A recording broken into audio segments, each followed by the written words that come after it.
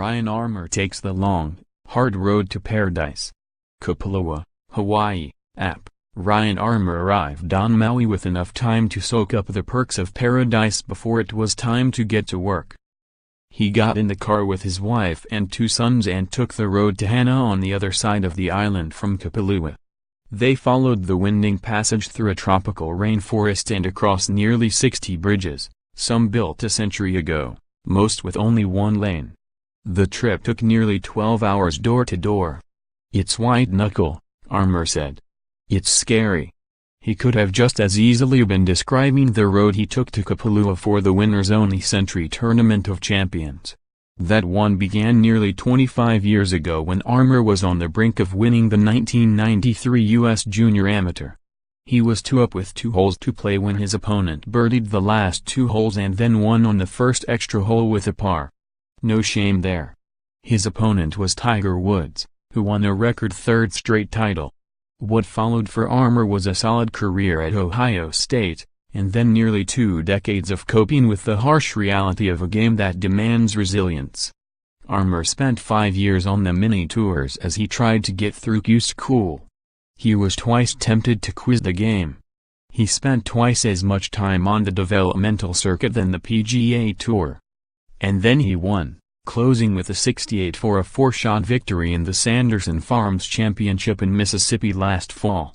It gave him job security for the first time in his career with a 2-year exemption. It gets him into his first major, the PGA Championship, not the Masters quite yet. And it sent him to Kapalua as one of 14 players who won for the first time on the PGA Tour last year. What makes the 41-year-old Armour different from the other newcomers is that he's the oldest player in the field. And he might be the happiest. The last 6 weeks, along with the flight across the Pacific Ocean, gave him an even greater appreciation of how hard he worked. When you get here it's like, wow, I really did this. I won. That made it even better having that time off, Armour said. We did something great.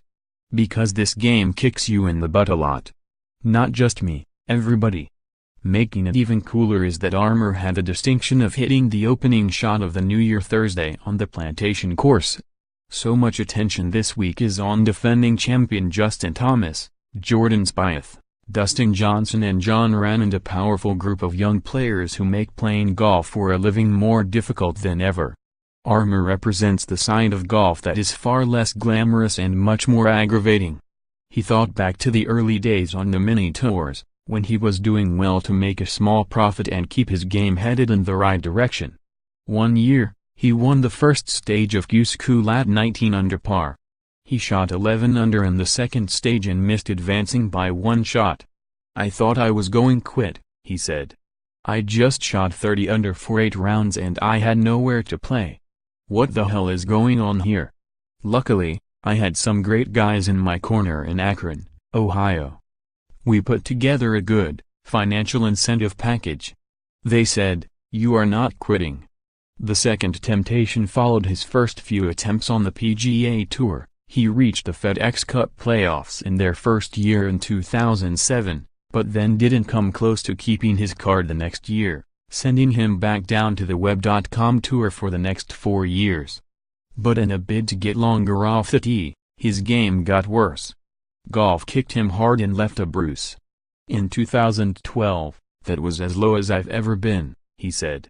I got really fit throughout the year, but I lost my golf game. I tried to get bigger, stronger, longer. I felt great. I looked good going to the beach. But it didn't equate to better golf. He had no status on any tour. His choice was to start over or find another line of work. My wife said, "You're too good. You're not quitting," Armour said. Armour didn't play any tour in 2013, which turned out to be the best thing that could have happened to him. He played one-day events in Florida to make some cash and stay sharp, and it allowed him to be home with his 2 sons, who were 4 and 1 at the time. It also made him hungry. It was rewarding, and it recharged me to go back to Q School and get full web status, he said. Slowly, much like the road to Hana, he was on his way. 4 years later, Armour was a winner. Being at Kapalua made it worth all the struggles, even with so many hairpin turns and creaky bridges to cross. The views weren't always this good. They are now.